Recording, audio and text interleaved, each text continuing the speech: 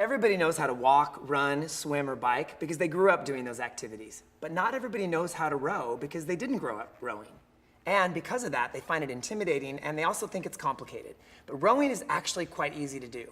In this tutorial, we're going to show you everything you need to know to master the art of rowing in a couple of easy steps. And you'll be able to use this video anytime you want to practice your strokes. So as we get started, there are three things you need to remember: the order, the power, and the timing. If you get those three things, you can master rowing very, very easily. So Josh is going to connect himself to the rower and strap in, and he's going to pull a few perfect strokes. Now, as you watch Josh pull a few strokes, if you don't know anything about rowing, you may not know why he's doing it so well. But the first thing that Josh is doing perfectly is the order. Many people believe that the legs, the core, and the arms all push and pull at one time because it's a total body activity. But in rowing, it's actually a linear progression, and those muscle groups or those body parts actually initiate at different times in the stroke. The order is very specific. It is legs first, then core, then arms, then core, then legs. Let's look at that again. Legs first, then core, then arms, then core, then legs.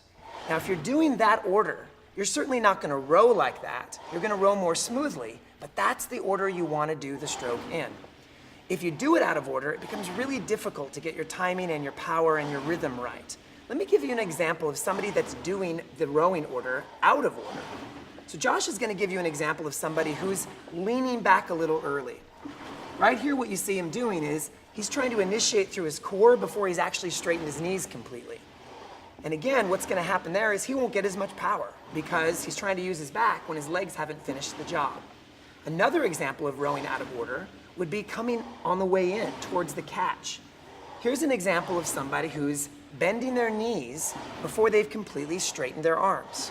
So you see what Josh has to do is he has to lift the handle up and over his knees with every single stroke he takes. Now that may not seem like a big deal, but in reality it's a really big deal because rowing 25 strokes a minute, your shoulders are going to have to do a lot of work lifting them up over your knees, and they won't really contribute to any kind of power in the stroke.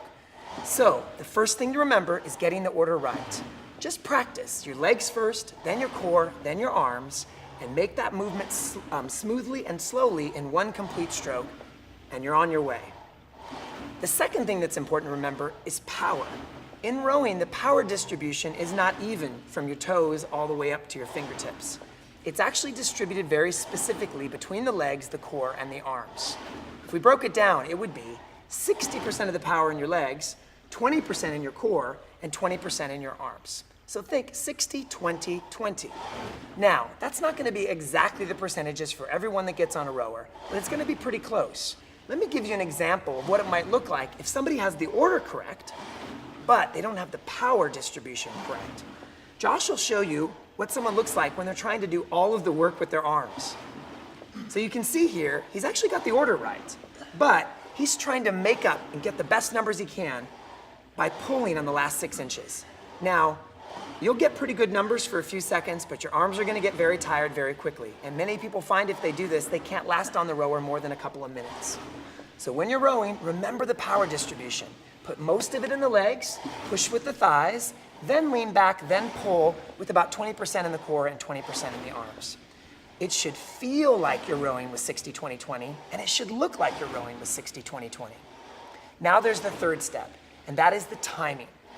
A lot of people get on rowing machines, and they do what we call a 1-1 ratio, where they run 1 count out and then 1 count in. They row 1 count out and 1 count in. And they actually race to the front of the rower or to the catch. Rowing is actually a 3-count movement. So the movement's actually 1 out, 2 counts in. 1, 2, 3. 1, 2, 3. And even if you're rowing faster, you still want to protect that ratio of 1, 2, 3. Another way to think about it is the drive, that 1 count, say to yourself, power.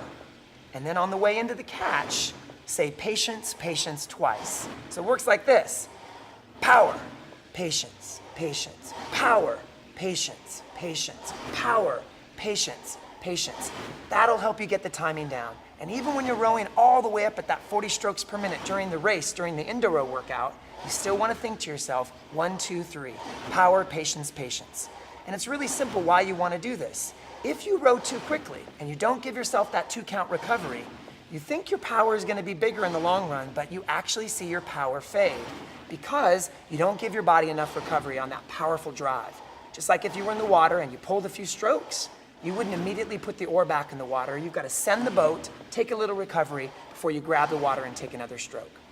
So those are the 3 most important things. Get the order right, legs, core, arms. Get the power right, 60-20-20, legs, core, arms. And then get the timing right. 1 out on the drive and 2 coming in on the recovery. That's all you need to know to be a great rower. Now, you may not get all of those steps right away, so concentrate on one thing at a time. But we promise you, if you practice this video just a couple of times, you're going to have rowing mastered in no time.